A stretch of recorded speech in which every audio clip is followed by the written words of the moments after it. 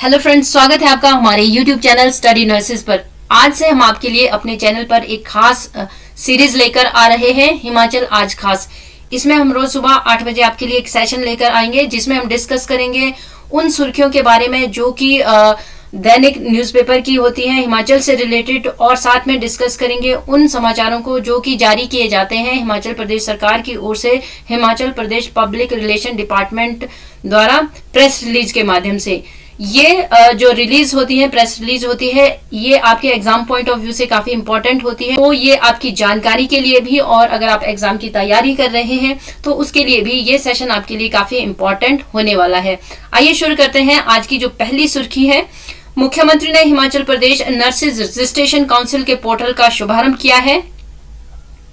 One भूमि प्रत्यावर्तन के 29 मामलों में केंद्र से द्वितीय चरण की स्वीकृति प्राप्त हो चुकी है। ये क्या मामला है, ये स्वीकृति लेना क्यों इम्पोर्टेंट है, और हिमाचल में जो है कितना एरिया कैटेगराइज्ड जो हमारे वन होते हैं, फॉरेस्ट होता है, उसके अंडर आता है, ये हम डिस्कस करेंगे इस सेशन में। स्वास्थ्य एवं परिवार कल्याण मंत्री को सौंपा विश्व तंबाकू नियंत्रण के लिए प्रदत्त अवार्ड।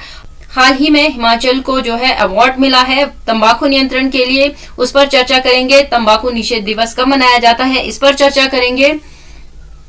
मुख्यमंत्री ने हिमाचल प्रदेश नर्सेज काउंसिल के पोर्टल का शुभारंभ किया है। इससे लाभ होगा नर्सेज को। ये स्पेशली नर्सेज के लिए पोर्टल शुरू किया गया है। ऑनलाइन ये पोर्टल होगा। इस वेबसाइट का उद्देश्य नर्सों को सुविधाजनक तरीके से विभिन्न सेवाओं तक पहुंच प्रदान करना है। रजिस्ट्रेशन हो पाएगी आसानी से। अगर एनओसी उन्हें लेना है तो भी वो ऑनलाइन एनओसी प्राप्त कर सकती हैं। तो ये घर बैठे उनको सुविधाएं प्राप्त होगी। तो ये नया जो है एक पोर्टल शुरू किया गया है, नर्सेज रजिस्ट्रेशन काउंसिल का जो है ऑनलाइन शुभारंभ किया गया है। मुख्यमंत्री ठाकुर सुखविंदर सिंह सुक्खू ने अखिल भारतीय लघु उद्योग भारती के उपाध्यक्ष एवं संत ग्रुप के अध्यक्ष रूप सिंह धूमल के निधन पर गहरा शोक व्यक्त किया है। वह पूर्व मुख्यमंत्री प्रेम कुमार धूमल के बड़े भाई थे। बारी आती है तीसरी सुर्खी की। मुख्यमंत्री ठाकुर सुखविंदर सिंह सुक्खू ने कहा कि प्रदेश सरकार द्वारा वन भूमि प्रत्यावर्तन यानी कि डायवर्सन के प्रस्तावों की प्रक्रिया तेज की गई है ताकि विकास कार्य किए जा सके। देखिए, ये जो मामला है ये वन भूमि से जुड़ा होता है, और वन भूमि में अपनी मर्जी से निर्माण कार्य नहीं किए जाते। प्रदेश के कुल क्षेत्रफल का यानी कि 55,673 वर्ग किलोमीटर जो हमारा कुल एरिया है, उसका 68% क्षेत्र वैधानिक रूप से वर्गीकृत यानी कि कैटेगराइज्ड वन क्षेत्र के अंतर्गत आता है। और इस पर अगर हमें कोई भी काम करना है तो हमें सेंटर से जो है परमिशन लेनी पड़ती है। वन संरक्षण अधिनियम 1980 के प्रावधान के तहत ये परमिशन ली जाती है। ये अधिनियम बना हुआ है। आपके लिए क्वेश्चन एग्जाम में बन सकता है कि वन संरक्षण अधिनियम क्या है। ठीक है, सरकार द्वारा प्रस्तावित अधिकांश विकास कार्यों के निर्माण के लिए इस अधिनियम यानी 1980 एफसीए की धारा, कौन सी धारा है ये, धारा 2 के तहत जो है वो परमिशन लेना अनिवार्य होता है। और किससे ये परमिशन ली जाती है, किससे ये अनुमोदन लेना होता है, तो ये केंद्र सरकार से लेना होता है। ठीक है,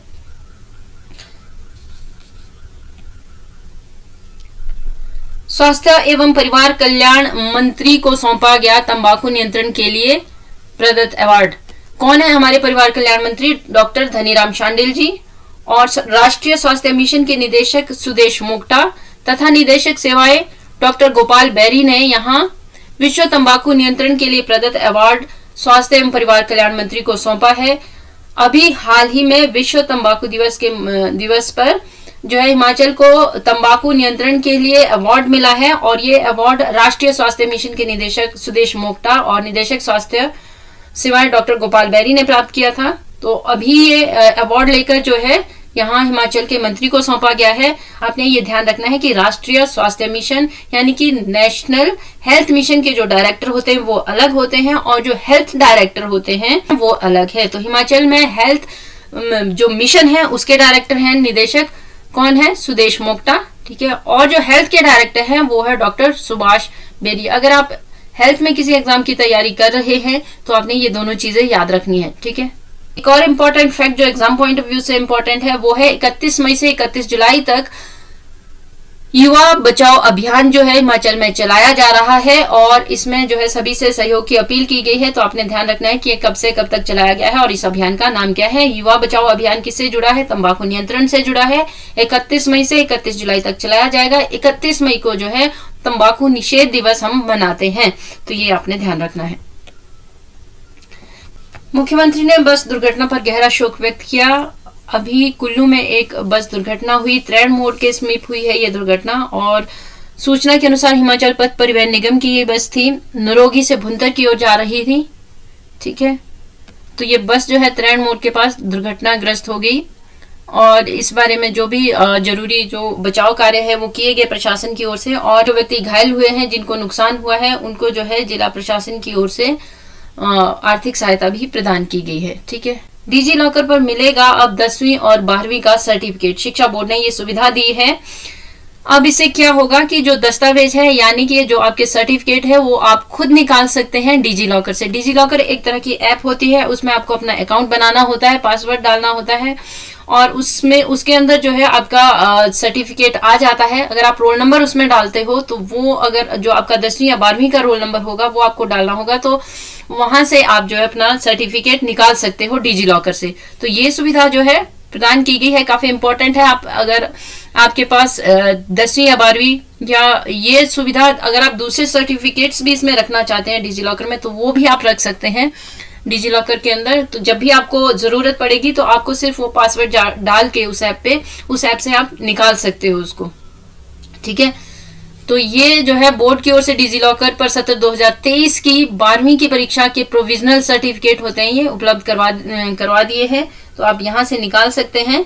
यानी कि 16 तारीख तक ये भी आपको मिल जाएंगे, तो आप खुद इसकी जो है प्रतिलिपि यानी कि कॉपी निकाल सकते हैं, फोटो कॉपी आप यहाँ से निकाल सकते हैं। ठीक है, विद्यार्थी जो है वो मोबाइल ऐप या कंप्यूटर के माध्यम से डिजी लॉकर की अधिकृत वेबसाइट पर पंजीकरण करवा कर इसका इस्तेमाल कर सकते हैं, यानी कि आप लॉगिन करके इसका इस्तेमाल कर सकते हो।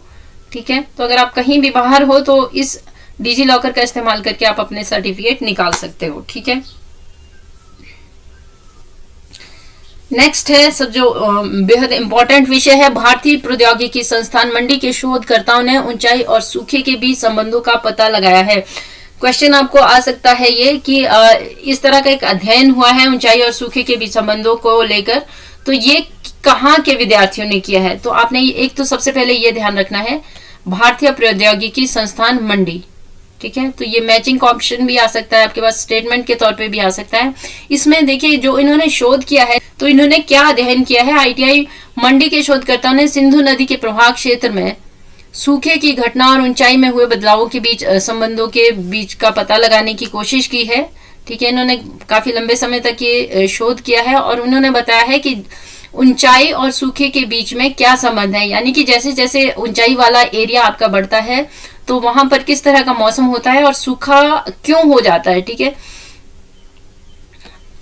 जहां निचले क्षेत्रों में वर्षा के रुझानों को देखा जा रहा है, वहीं ऊंचाई वाले भूमि पर क्या हो रहा है, जो जैसे जैसे ऊंचाई बढ़ जाती है वैसे वैसे भूमि पर सूखे की घटनाएं भी तेज हो जाती है। ये निष्कर्ष निकाला है जर्नल एटमॉस्फेरिक रिसर्च में, विभिन्न शोधकर्ताओं के सहयोग से ये प्रकाशित भी हो चुका है। कहां पर प्रकाशित हुई है?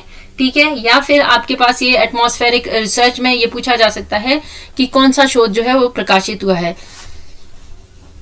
जैसे जैसे आपको पता है कि जैसे जैसे जनसंख्या बढ़ती है वैसे वैसे डिमांड भी बढ़ती जाती है, हर चीज की डिमांड बढ़ती है, खाने की डिमांड बढ़ती है, पानी की डिमांड बढ़ती है, और क्योंकि हमारे पास जो उपलब्ध साधन होते हैं वो सीमित होते हैं। ठीक है, जितना जो चीज है वो उतनी ही रहेगी, लेकिन जब हम सही ढंग से इस्तेमाल नहीं किया जाता है तो हमें उसकी कमी झेलनी पड़ती है। पानी भी हमारा एक ऐसा ही स्रोत है जिसकी कमी हम अक्सर गर्मियों में झेलते हैं।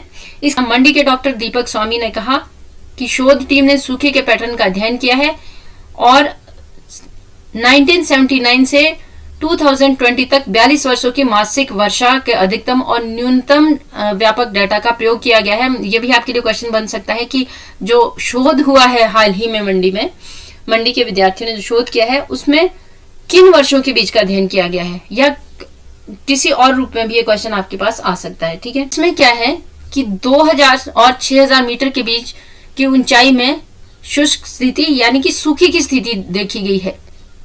समुद्र तल से ये ऊंचाई मापी जाती है, आपको पता होगा। तो 2000 से 6000 के मीटर के बीच में जो है सूखे की स्थिति पैदा होनी शुरू हो जाती है। ठीक है, 2000 मीटर से नीचे जो है क्षेत्रों में नमी रहती है। और जैसे जैसे आप 2000 से ऊपर की हाइट पर चढ़ते हो तो वो सूखे की स्थिति जो है आपको दिखने लगती है। हालांकि 4000 मीटर से ऊपर की ऊंचाई पर सूखे की दर धीमी थी। ठीक है, यानी कि कहने का ये मतलब है कि बीच में एक ऐसा एरिया आता है, जैसे जैसे मान लीजिए आप किसी पहाड़ के ऊपर भी चढ़ रहे हैं तो जो सबसे निचला एरिया होगा वो आपको उसमें नमी दिखाई देगी, लेकिन बीच का एक ऐसा एरिया आएगा जहां पर आपको सूखा नजर आएगा। फिर थोड़े और ऊपर आप जाएंगे तो वो सूखे की स्थिति भी धीरे धीरे कम होने लगेगी। यानी कि जो 2000 से 4000 के मीटर के बीच की ऊंचाई है उसमें ज्यादा सूखे की दर रहती है। तो ये क्वेश्चन भी आपके लिए बन सकता है एग्जाम में कि जो हाल ही में जो शोध किया गया है सूखे को लेकर, उसमें सूखे की अधिक मात्रा 2000 मीटर से 4000 मीटर के बीच है, या 2000 मीटर से 6000 मीटर के बीच में है, या 6000 मीटर से ऊपर के बीच में है। आपको ये आसान लग रहा होगा, लेकिन एग्जाम में ये क्वेश्चन इस तरह से कंफ्यूज करने के लिए पूछे जाते हैं कि अगर आप पढ़ के भी गए हों तो जब तक आप कंपैरिजन नहीं करोगे, अच्छी तरह से इस क्वेश्चन को नहीं पढ़ोगे, तब तक कि आप इस क्वेश्चन को सही ढंग से अटेम्प्ट नहीं कर पाओगे।